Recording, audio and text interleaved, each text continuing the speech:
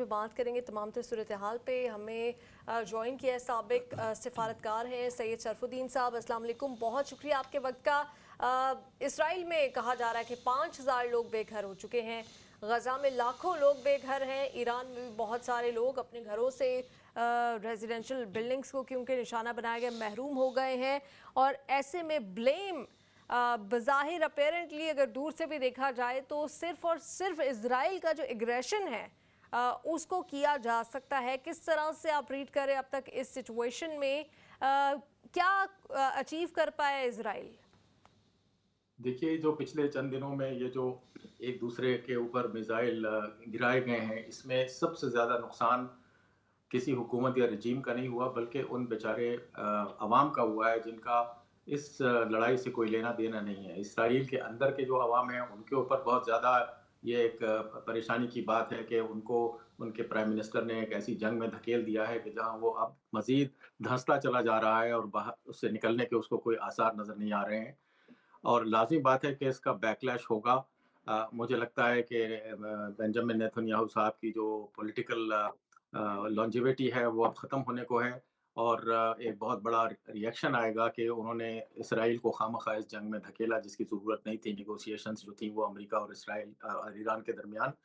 चल रही थी और सिर्फ 2 दिन पहले उन्होंने आईएईए की रिपोर्ट का सहारा लेके अटैक कर दिया। इसी तरह ईरान में भी सबसे ज़्यादा नुकसान जो है वो उन इनोसेंट अवाम को है जो इस वक्त इसराइल की बमबारी का निशाना बने हुए हैं। हमें तो ये बताया गया है कि इसराइल ने ईरान के मिलिट्री ठिकानों पे कब्जा किया है, लेकिन आप अगर ईरान के अगर आपके वाकिफकार हैं, आप उनसे बात करें या आप रेडियो शोज़ पे जो ईरानीज़ आते हैं, आप उनकी बात सुनें, तो वो कहते हैं कि जी हमारी फैमिलीज़ अफ़ेक्ट हुई हैं, हमारे रिश्तेदारों के घर मसमार हुए हैं। तो मैं समझता हूँ कि इस मीनिंगलेस वॉर के अंदर दोनों मुल्कों के अवाम जो हैं वो बहुत बुरी तरह से सफ़र कर रहे हैं और इसको अब ख़त्म होना चाहिए। अमूमन ये होता है कि जब 2 जंगों की लड़ाई होती है तो बड़े आपस में बैठकर उन जंगों को तय करा देते हैं और ये कोई ऐसी पुरानी बात नहीं है। अभी इंडिया पाकिस्तान की जो लड़ाई हुई उसके अंदर प्रेसिडेंट ट्रंप ने एक बहुत मुस्बत किरदार अदा किया और दोनों को टेलीफोन करके कहा कि बस बहुत हो गया, अब आप ट्रेड पे निगोशिएशन पे बात करें और ये ख़त्म करें। और मैं शाबाश दूंगा दोनों ममालिक की लीडरशिप को, उन्होंने प्रेसिडेंट ट्रंप की एडवाइस को मोतबर समझ के माना और ये जंग ख़त्म हो गई। वरना कितना नुकसान इंडिया में होता और कितना नुकसान पाकिस्तान में होता। तो अब भी इस तरह की एक ज़रूरत है। बदकिस्मती की बात यह है कि उन बड़ों से मुराद मेरा है P5 जो परमानेंट मेंबर्स हैं यूनाइटेड नेशंस के सिक्योरिटी काउंसिल में, उन बड़ों में से एक जो सबसे बड़े लीडर हैं प्रेसिडेंट ट्रंप साहब, उन्होंने खुल्लम खुल्ला इसराइल की साइड ले ली है, जो कि एक निहायत अफसोस की बात है क्योंकि जब आप साइड ले लेते हैं किसी वॉरिंग पार्टी की, तो आप वो मुकाम खो बैठते हैं कि जिसके अंदर आप सालिसी का किरदार अदा करें। और प्रेसिडेंट ट्रंप का तो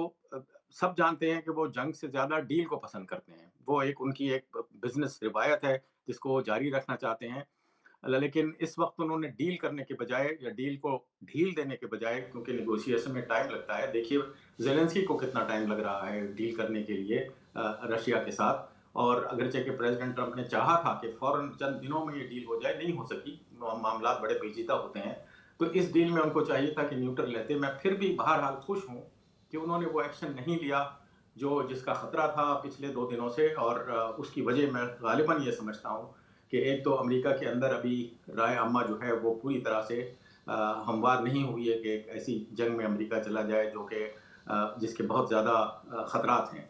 और दूसरी बात ये कि मैं समझता हूँ कि चीन, रूस, फ्रांस, हत्ता के आईएईए के चीफ का ये बयान कि हमारे पास कोई प्रूफ नहीं था कि ईरान के पास सिस्टमेटिक वे में वो एक बम बनाने की तरफ चल पड़ा था। तो ये सारे बयानात जो हैं वो उसको रोके हुए हैं उनको। मैं नहीं जानता कि कल की जो मुलाकात हुई है प्रेसिडेंट ट्रंप की पाकिस्तान के फील्ड मार्शल आसिम मुनीर के साथ, उसमें ईरान किस हद तक डिस्कस हुआ। लेकिन इतना ज़रूर है कि उनकी मुलाकात के बाद, उनके लंच के बाद, प्रेसिडेंट ट्रंप ने जब एक वाइट हाउस में इंटरव्यू दिया मीडिया को, तो उसमें उन्होंने कहा कि may be Pakistan nose Iran better. तो उससे एक आपको एक अंदाज़ा हो सकता है कि ज़रूर ईरान डिस्कस हुआ है। मैं उम्मीद करता हूँ कि आसिफ मुनीर साहब ने अपना कर्ज चुकाने की कोशिश की होगी। उन्होंने ये कहा होगा कि आपने मेरे और इंडिया, हमारे पाकिस्तान और इंडिया के दरमियान में जंग रुकवाने में बड़ा मुस्बत किरदार अदा किया, आप मुझे भी एक चांस दें کہ میں بھی اس وقت اسرائیل اور ایران کے درمیان میں جنگ رکوانے میں کوئی کردار ادا کروں. اس کی وجہ یہ ہے کہ پاکستان جو ہے وہ ایران سے قریب ہے، پاکستان چین سے بھی قریب ہے، اور ہمیں نہیں معلوم کہ ہم تو میڈیا کے حساب سے چل رہے ہیں، جو ہمیں خبریں ملتی ہیں اس کو سن لیتے ہیں، اس پر ریئیکشن دے دیتے ہیں. ہمیں نہیں معلوم کہ کتنی ایکٹیولی اس وقت بیک ڈور ڈپلومیسی، جس کی خبریں نہیں ہوتی ہیں، یہ ایک گڈ آفیسرز کا ایک عنصر ہوتا ہے. جب آپ ثالثی کا کردار ادا کرتے ہیں، جب آپ دو فریقین کے درمیان میں جب آپ لڑائی بند کرنے کی بات کرتے ہیں، تو آپ کوشش کرتے ہیں کہ اس کی خبریں نہ دی جائیں، کیونکہ وہ کچی پکی خبریں ہوتی ہیں. جی تو وی ڈونٹ نو کہ اس وقت کیا ہو رہا ہے، لیکن آئی ہوپ کہ ان 2 دنوں کا جو یہ ٹھہراؤ ہے اس میں بہت کچھ کوشش کی جا رہی ہے کہ اس جنگ کو کسی طرح سے اچھی طرح سے ختم کیا جائے، بجائے اس کے کہ اس کو آگے لے جایا جائے، کیونکہ آگے لے جانے میں زیادہ خطرے ہیں، وہ میں آپ کو بعد میں بتاؤں. یقیناً. اچھا صحیح شرف الدین صاحب، بالکل یہ 2 دن سے تو ہم دیکھ رہے ہیں کہ وہ حملہ نہیں ہوا جو بالکل 2 روز قبل یہی کہا جا رہا تھا کہ شاید کچھ ہی گھنٹوں میں ہو جائے. اگرچہ جو امریکہ کے جو جنگی اثاثے ہیں ان کی موومنٹ بھی ہو رہی ہے، جو طیارہ بردار بحری جہاز ہیں ان کی موومنٹ بھی ہو رہی ہے، لیکن بہرحال امریکہ ابھی تک عملی طور پہ اس جنگ میں اس طرح سے شامل نہیں ہوا. تو آپ نے جیسے کہا کہ امریکہ تو چونکہ اس نے کھل کے سائیڈ لے لی، وہ اب ثالثی کا کردار اس طرح سے ادا نہیں کر پائے گا، لیکن جو بقیہ ملک ہیں، خاص طور پہ آپ نے نام لیا چین کا اور رشیا کا، تو وہ کیا ایکٹیولی پارٹ ادا کیوں نہیں کرتے ہوئے ہمیں نظر آ رہے؟ بیک ڈور پہ کچھ ہو رہا ہو، وہ ہو رہا ہو، لیکن جب ان کے تعلقات جو ایران کے ساتھ ہیں وہ بھی موجود ہیں، اسرائیل کے ساتھ بھی کوئی براہ راست تو کنفلکٹ نہیں ہے. تو آپ کے خیال میں ان دونوں میں سے خاص طور پہ کوئی ملک اس طرح کی پوزیشن میں ہے، اس طرح کی پوزیشن میں کہ جہاں وہ آگے بڑھ کے، اور امریکہ جو رول امریکہ نے ادا کیا تھا پاکستان اور انڈیا کے معاملے میں، تو یہ بھی اس طرح کی کھل کے رول ادا کر پائیں ان دونوں ممالک میں سے کوئی ملک؟ چین کا ایک دستور رہا ہے اور وہ ابھی بھی قائم ہے کہ وہ چینی فارن آفس کے جو اسپوکس پرسن ہیں وہ کچھ زیادہ تفصیل میں بیان نہیں دیتے ہیں، جس طرح سے یو ایس اسٹیٹ ڈپارٹمنٹ کا اسپوکس پرسن دیتا ہے. وہ زیادہ تر اپنی جو انرجی اور فوکس ہے وہ بیک ڈور ڈپلومیسی میں رکھتے ہیں، اور بہت کم آپ کو آفیشل سورسز سے آپ کو ان کا رویہ پتہ چلتا ہے. پاکستان انڈیا کے تنازع میں بھی آپ دیکھیے کہ ہانگ کانگ میں پروفیسر گاؤ بہت زیادہ ایکٹیولی وہ سوشل میڈیا پہ تھے، انہوں نے انٹرویوز بھی دیے خبر رساں ایجنسیوں کو، لیکن وہ چین کے آفیشل اسپوکس پرسن نہیں ہیں. تو عین ممکن ہے کہ چین نے کافی اس وقت کوششیں تیز کی ہوں، لیکن میں دیکھتا ہوں کہ چین کا اس میں ایک اپنا مفاد ہے. اگر خدا نخواستہ پریزیڈنٹ ٹرمپ اپنے اس تھریٹ کو کیری کرتے ہیں جس میں انہوں نے کہا ہے کہ میں آرڈر دے سکتا ہوں اور ساری میرے پاس اختیارات حاصل ہیں اس آرڈر کو دینے کی کہ ایران کے اس زمین دوز نیوکلیئر فیسلٹی کو بھی اپنے بامبر سے اڑا دوں، تو چین کے پاس ایک اپنی اپرچونٹی ہے. وہ یہ کہ چین یورپین طیاروں کو ٹیسٹ کر چکا ہے ایران پاکستان وار تھیٹر میں، اور اس ٹیسٹ میں چین کو کافی برتری حاصل ہوئی. انہوں نے جو الیکٹرو میگنیٹک اسپیکٹرم میں اپنی برتری دکھائی، جس سے رفال طیارے جو ہیں وہ اڑ بھی نہیں سکے، جیم ہو گئے. تو چین کوشش کرے گا کہ اول تو یہ نہ ہو، اور اگر ہوتا ہے تو وہ کوشش کرے گا کہ ایران میں اپنے ان ہتھیاروں کو استعمال کرے. یہ وہ ہتھیار نہیں ہے کہ جس طرح اگر ایک جہاز آ رہا ہے تو وہ کاؤنٹر جہاز بھیجیں، بلکہ وہ اگین الیکٹرو میگنیٹک اسپیکٹرم سے، کیونکہ آج کل سارے کا سارا جو ہے وہ جی پی ایس گائیڈڈ میزائلز ہوتے ہیں، جی پی ایس گائیڈڈ سارے جہاز اڑتے ہیں، اس کو جیم کر کے وہ کوشش کرے گا کہ کسی طرح سے for the first time after the second world war وہ امریکن ہتھیاروں کی سوفسٹیکیشن کو ٹیسٹ کرے. اور بالفرض اگر یہ ہو جاتا ہے تو بغیر لڑائی لڑے چین کو اتنی بڑی اپارچونٹی مل جائے گی کہ وہ امریکن ہتھیاروں کو ٹیسٹ کرے گا. اور اگر فرض کیجئے کہ رفال طیاروں کی طرح اگر چین کی ٹیکنالوجی بھی اس مقام پر بھی سپیریئر ثابت ہوئی، تو آپ اندازہ لگا لیجئے کہ ویسٹرن اور امریکن آرمز ایکسپورٹ انڈسٹری کا کیا بنے گا. پھر تو سارے کے سارے جتنے بھی ممالک اس وقت اسلحہ امپورٹ کرتے ہیں انکلوڈنگ سعودی عربیہ، وہ چین کی طرف دیکھیں گے کہ یہ تو ٹیسٹ ہوا ان کا سارے کا سارا سسٹم ہے. انڈیا پاکستان میں ٹیسٹ ہوا، ایران یو ایس میں ٹیسٹ ہوا، اور وہ چین بہت بڑی برتری لے جائے گا. تو امریکہ کو نہیں چاہیے کہ پلیٹ میں رکھ کے یہ اپارچونٹی چین کو پیش کرے کہ وہ ایران پہ حملہ کرے، اور چین کو یہ اپارچونٹی دے کہ وہ ایران میں اپنے ہتھیاروں کو انڈائریکٹلی ٹیسٹ کرے. سید شرف الدین صاحب، ابھی تک جیسے کہ آپ نے کہا کہ نیوز جو آ رہی ہے اس پہ ریلائی کر رہی ہیں، جو پرسنل سورسز ہیں اس پہ ریلائی کیا جا رہا ہے. ایران نے دعویٰ تو کیا ہے F-35 یا جو دیگر فائٹر جیٹس ہیں जो कि अमेरिका के ही हैं उनको मार गिराने का, तो क्या उसके बाद डोनाल्ड ट्रंप ने एकदम तेहरान की इवैक्यूएशन का ऑर्डर दिया था, फिर शायद उनको खदशा हो कि कोई चाइना की जानिब से ऐसी टेक्नोलॉजी ना आ जाए कि टेस्ट बदला लेते लेते सारा जो इक्विपमेंट है उसकी जो कमज़ोरियां हैं वही सबके सामने आ जाए। दूसरी बात ये कि आयतुल्लाह खामनेई ये भी कहते हैं कि इज़राइल कमज़ोर है, इज़राइल कमज़ोर हुआ है, ये इज़राइल की नाकामी है कि वो अमेरिका से मदद मांग रहा है और अमेरिका को कह रहा है कि डायरेक्टली आके अब इस जंग में शामिल हो जाए, कि मतलब सिर्फ हमें अपनी वो तैयारे ना दे, अपने वेपन्स ना दे, बल्कि आके वो लोग भी दे जो इनको चला सके। जी, पिछले 2-3 दिनों में जितनी तेज़ी आई है प्राइम मिनिस्टर बेंजामिन नेतन्याहू के बयानात में, और जितनी उसमें आप कहें कि जितनी कड़वाहट है, उससे ज़ाहिर होता है कि वाक़ई वो इस जंग के लिए तैयार नहीं थे कि ईरान से इतना ज़बरदस्त जवाब आएगा। इसराइल ने कभी 1974 के बाद किसी मुनज़्ज़म आर्मी के साथ कभी जंग नहीं की। उसकी जो जंगें रही हैं वो ये नॉन स्टेट एक्टर्स के साथ, जैसे कि हिजबुल्लाह हो गया, जैसे हमास हो गई, जिनके पास रिसोर्सेस नहीं होते हैं, वो इधर से मांग तांग के और अपना सुरंगों में घुस के जो हथियार वो कहीं से मिलते हैं वो छुपा के उसको एडजस्ट करके ले आते हैं। तो इसराइल को फर्स्ट टाइम ये एक टफ टाइम दिया है एक मुनज़्ज़म फोर्स ने, अगरचे कि ये मुनज़्ज़म फोर्स बहुत कमज़ोर है, इसमें कोई शक नहीं है। ये सैंक्शन ज़दा मुल्क है, पिछले 20 साल से जो कुछ भी इसने बनाया है वो अपने ही नो हाउ के बेसिस पे बनाया है, सोफिस्टिकेशन नहीं है। लेकिन इसके बावजूद जितना नुकसान इसराइल का हुआ है जो इन 4 दिनों में सामने आया है, तो उसमें अब आप देखिए कि जिस तरह से वो पहले उन्होंने अपील की ईरान के आदमियों के साथ, ईरान के अवाम के साथ, वो देखा कि कोई उसका असर नहीं निकला 1-2 दिनों में। अब वो डायरेक्ट जान से मारने की धमकी देने के लिए तैयार हो गए हैं। तो ये इसमें अगेन बड़े मुल्कों का एक बहुत बड़ा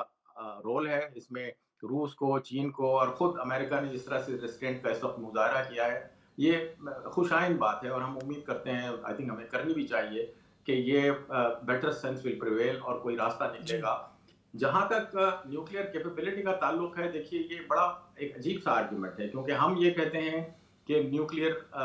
पावर्स नहीं होनी चाहिए दुनिया में, न्यूक्लियर वेपन्स नहीं होने चाहिए, क्योंकि ये एक इर्रिवर्सिबल डैमेज होता है। जिस तरह से खमेनाई ने भी मेंशन किया है कि अगर आप एक दफ़ा चला दें तो आप उसको वापस नहीं मंगा सकते, वो उसका फिर असर होके रहता है। तो लेकिन अनफॉर्चुनेटली कह लीजिए, या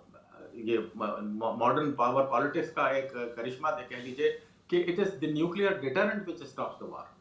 ये न्यूक्लियर डिटरेंट ही है जिसकी वजह से नेटो ने रूस के ऊपर हमला नहीं किया। 2 साल से बेचारा यूक्रेन जो है वो मार खा रहा है, मिसाइल अटैक्स होते हैं, इतना बहुत बड़ा इमिग्रेशन का मसला हुआ है, यूक्रेनियंस वहाँ से निकले हुए हैं अपने मुल्क से।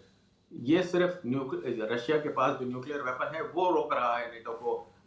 स्ट्राइक करने से। इंडिया पाकिस्तान के अंदर आपने देखा कि इंडिया को जिस चीज़ ने रोका वो ये था कि वो पाकिस्तान की न्यूक्लियर कैपेबिलिटी है। आप देखें कि इतने वो तो दुनिया सारी उसको पागल कहती है, वो जो किम योन क्या नाम है उसका, किम जोंग वो हाँ जी, किम जोंग इन, वो हर दूसरे दिन वो एक मिसाइल छोड़ देता है। और एग्जिस्टेंशियल थ्रेट की अगर आप बात करें तो साउथ कोरिया को भी एग्जिस्टेंशियल थ्रेट है नॉर्थ कोरिया से। लेकिन ये अब एक अनफॉर्चुनेट बात है कि ये प्रूफ के तौर पे सामने आया है कि अगर आज ईरान के पास न्यूक्लियर वेपन होता तो ये इतने अटैक ना होते, कोई ना कोई तस्वीर निकल आता। तो इसलिए जो इंटरनेशनल ऑर्डर है, जो डिप्लोमेट्स हैं, उनको बैठ के सोचना चाहिए कि इस ऑर्डर को ठीक करना पड़ेगा। अगर वो नॉन न्यूक्लियर स्टेट्स को ये गारंटी दे दें कि टेरिटोरियल इंटेग्रिटी, सॉवरेंटी और इन चीज़ों को नहीं पामाल किया जाएगा, और जो कंट्री करेगा तो फिर उसके खिलाफ एक्शन लेंगे, तो फिर कोई वजह नहीं है कि हो सकता है कि वो ममालिक भी जिन्होंने अब एक फैक्ट्री लगा रखी है न्यूक्लियर वेपन्स को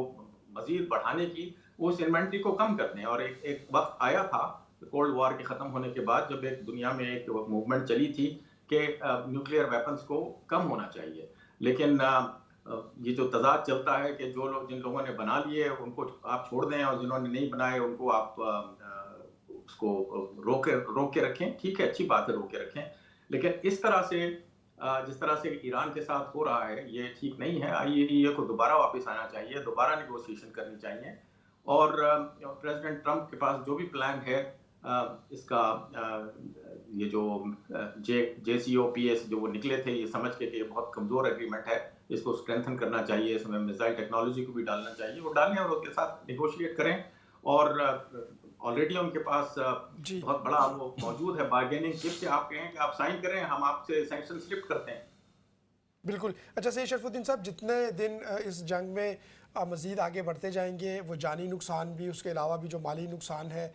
وہ ہوتا رہے گا دونوں طرف کا، اور اس کے ساتھ ساتھ خدشات جو ہیں ان میں بھی اضافہ ہوتا رہے گا. کس طرح سے دونوں سائڈ جو ہیں وہ خاص طور پہ جو اپنی معیشتیں ہیں ان کو کتنا بھار اٹھانا پڑے گا؟ ایران کے اوپر آلریڈی سینکشنز ہیں، اس نے جیسے بھی آپ نے بتایا، اور ہم دیکھ رہے ہیں کہ یہ مسلسل جو تجزیہ کار اس حوالے سے بات کر رہے ہیں کہ ایک محدود آرسنل ہی ہے اس کے پاس، اور اگر اس میں وہ ان تمام کو چلا دے گا تو اس کے بعد چونکہ سینکشنز ہیں اور وہ آلریڈی جو لوگوں کی زندگی وہاں پہ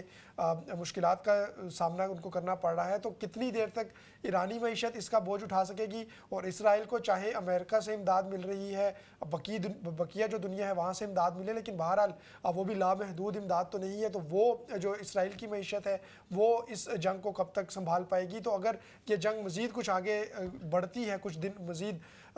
چلتی ہے، تو کس طرح سے دیکھتے ہیں آپ دونوں جو معیشتیں ہیں وہ ان کا کیا حال ہوگا؟ دو چیزیں ہیں اس کے اندر کہ جنگ ہمیشہ جب بھی دو ممالک میں لڑی جاتی ہے، وہ سارے کے سارے ڈفرینسز، پولیٹیکل ڈفرینسز یا دیگر ڈفرینسز کو ختم کر کے وہ اس نیشن کو اکٹھی کر دیتی ہے. اور اب تھوڑا سا ایک نظر آ رہا ہے کہ ایران میں جس طرح سے ڈسسیٹسفیکشن تھی، اس رجیم سے لوگ بیزار تھے اور کوشش کر رہے تھے، بلکہ انہوں نے بھی کوشش کی کہ اپنا پریزیڈنٹ جو لے کے آئے ہیں پزشکیان، وہ تھوڑا سا فارورڈ لکنگ تھا، وہ نیگوشیٹ کرنے کے پوزیشن میں تھا ویسٹ کے ساتھ، اور ان کی امید بھی یہی تھی کہ اس کو لانے سے شاید تھوڑا سا سیناریو چینج ہوگا. تو وہ جو ایران میں جو لوگ تھے جو خلاف تھے، اس وقت جو ہیں وہ آئی تھنک اس حکومت کے ساتھ ہوں گے، کیونکہ وہ نہیں چاہیں گے کہ کوئی باہر سے انہیں ڈکٹیٹ کر کے کہے کہ تم اپنی حکومت کیسے بناؤ. تو ایک تو یہ کہ ایران پولیٹیکلی زیادہ اسٹرینتھن ہوگا اس جنگ کی وجہ سے، بجائے اس کے کہ کمزور ہو. لیکن اکنامیکلی وہ کمزور ضرور ہوگا اور کافی کمزور ہوگا. لیکن ایک بات یہ ہے کہ اسرائیل نے اس قسم کی ٹف لائف اور اس قسم کی سخت جنگ جو ہے بڑے عرصے کے بعد دیکھی ہے، ان کے لیے ایڈجسٹ کرنا زیادہ مشکل ہوگا بنسبت ایران کے، کیونکہ ایران عراق وار کے دور سے بھی گزرا ہے، سینکشن کے دور سے بھی گزرا ہے، اور اس نے کافی جو ہے وہ مشکلات کا سامنا کیا ہے. تو جو کنٹری جس طرح افغانستان تھا، جو کنٹری ان مشکلات کا عادی ہو اس کے لیے تو کوئی مسئلہ نہیں ہے. سید لیکن شرف الدین صاحب، اگلا سوال میں اسی سے ریلیٹڈ آپ سے کرنا چاہ رہی ہوں کہ اگر Iran has nothing to lose اور in fact everything to gain from this, کہ دنیا میں ایک اچھا امیج، اسرائیل کو کیا فیس سیونگ مل سکتی ہے؟ کیونکہ اس جنگ کو کہیں نہ کہیں جا کے تو رکنا ہے. وہ تو ورلڈ وار 2 کو بھی روکا ہی گیا تھا، ٹیبل پر آنا ہی پڑا تھا. تو فیس سیونگ پہلے اسرائیل اپنے آپ کو ایسی سچویشنز میں کیوں ٹریپ کرواتا ہے؟ پہلے غزہ کی فیس سیونگ نہیں ہو پا رہی، سمجھ نہیں آ رہا. حماس ابھی تک ختم نہیں ہوئی ہے، لیبنن میں بھی حزب اللہ کمزور شاید ہو گئی ہو لیکن موجود ہے. اب یہاں پہ ایران سے بھی کہ نیوکلیئر پروگرام ہے. تو کون سی ایسی ایران کی جانب سے یقین دہانی ہوگی جس کے بعد اسرائیل کو لگے گا کہ اب اس کو فیس سیونگ مل گئی ہے جو اتنا بڑا اس نے اٹیک کیا؟ یہ ایک المیہ ہے انٹرنیشنل حالات کا، کرنٹ افیئرس کا المیہ یہ ہے کہ جو ہیڈ لائنز ہوتی ہیں، امیڈیٹ ہیڈ لائنز، وہ ڈومینیٹ کر لیتی ہیں، اور جو پرانی خبریں ہیں، جو پرانے قضیے اور مسئلے ہیں، ان کو بھلا دیتی ہیں. اب آپ دیکھیے کہ اس جنگ کی وجہ سے nobody is really picking up the actual news in Gaza. Nobody is talking about how to implement the two-state solution تاکہ یہ جڑ سے مسئلہ ہی سالو ہو جائے، اور اس کے بعد دو کنٹریز اسرائیل اور فلسطین آپس میں پیس کے ساتھ اور کو ایگزسٹنس کے ساتھ رہ سکیں. وہ اب پس پردہ ہو گیا ہے، اور آج کی جو جنگ ہے وہ ہیڈ لائنز بنی ہوئی ہے. حالانکہ اگر آپ اس کے پس منظر میں جائیں، اگر اکیڈمک اس کی ریسرچ کریں، تو یہ جنگ ہوتی ہی نہ اگر ٹو اسٹیٹ سولوشن کے اوپر نیگوسیشنز ہوتی ہیں. کیونکہ اسرائیل کے ساتھ جو ایران کا جو بیسک تنازع ہے، اور وہ ایران نے کہا بھی ہے اور اسرائیل اس کو بار بار ریپیٹ کرتا ہے کہ Israel has no right to exist, اس کی بنیاد یہ ہے کہ فلسطینیوں کو وہاں سے بے دخل کیا گیا ہے. اگر فلسطینی اسٹیٹ کے قیام کے بارے میں نیگوشیشن شروع ہو جائیں، اور اگر ٹو اسٹیٹ سولوشن کے لیے سب کو راستہ نظر آنے لگے، تو کوئی بعید نہیں ہے کہ ایران آگے بڑھ کے اسرائیل کو ریکوگنائز بھی کر لے گا، کیونکہ جو بیسک ریزن تھا ان کا ریکوگنائز نہیں کرنے کا وہ ختم ہو جائے گا. لیکن یہ ایک المیہ ہے انٹرنیشنل ریلیشنز کا کہ ہم نئی چیزوں کو دیکھ لیتے ہیں، پرانی چیزوں کو بھول جاتے ہیں، 5 سال 10 سال کے بعد پھر وہ مسئلہ چونکہ سالو نہیں ہوا تھا پھر وہ اٹھ کھڑا ہوتا ہے، اور پھر اس طرح سے ایک انسانیت اس قسم کے ایک ٹریجڈی سے گزرتی ہے، اور اس میں سب سے زیادہ سفر جو کرتے ہیں وہ ویمن ہوتے ہیں، چلڈرن بالکل ہوتے ہیں، فلسطینی ایلڈرلی کرتے ہوتے ہیں، ہیں۔ لیکن سید شرف الدین صاحب ہاسپٹل بھی پہنچے تھے آج نیتن یاہو صاحب، لیکن ماننا پڑے گا کہ نریندر مودی صاحب کا فوٹوگرافر زیادہ اچھا ہے، کیونکہ وہ پلین کے نیچے سے بھی اچھے اینگلز کی پکچرز لے لیتا ہے، اور خود بھی مجھے لگتا ہے نریندر مودی کافی زیادہ ایفرٹ کرتے ہیں اچھی تصویریں لینے میں۔ خیر امید کرتے ہیں کہ جب ہم نیکسٹ ٹائم آپ کے ساتھ اس میں ایک چیز میں آپ کو کوئکلی بتا دوں کہ میں سمجھتا ہوں کہ نریندر مودی کا بھی ایک رول ہے کہ وہ اسرائیل کو تھوڑا سا کاؤنسل کریں کہ دیکھو میں بھی چپ کر گیا تھا پاکستان کے ساتھ جب پھڈا ہوا تھا، تو فی الحال تم بھی چپ کرو۔ بالکل، اور اگر وہ سیز فائر انہوں نے خود ہی کیا تھا تو یہاں پہ وہ دنیا کو بتا دیں، موقع ہے کہ نہیں ڈونلڈ ٹرمپ نہیں کروا سکتا، یہ میں خود ہی کرتا ہوں سیز فائر۔ بہت شکریہ آپ نے ہمیں جوائن کیا،